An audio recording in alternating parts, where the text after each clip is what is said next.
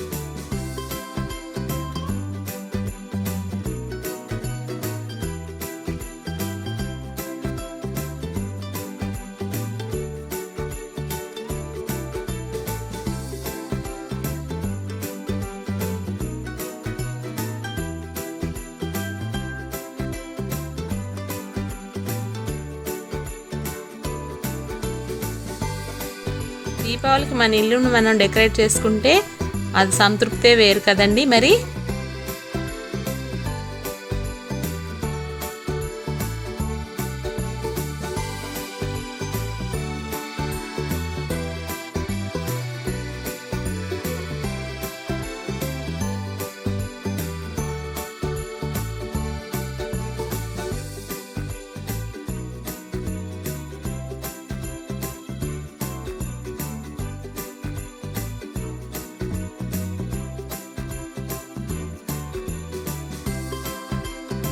చూస్తున్నారుగా, ప్లెయిన్గా ఉన్న లాంతర్ని నేను ఇప్పుడు కలర్ఫుల్గా మార్చేసానండి కుందన్ డెకరేషన్ తోటి.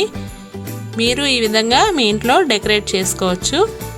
మీకు కనుక ఈ వీడియో నచ్చినట్టయితే లైక్ చేయండి, షేర్ చేయండి, సబ్స్క్రైబ్ చేయండి. Thank you for watching the video friends. మళ్ళా వీడియోలో మనం కలుద్దాం.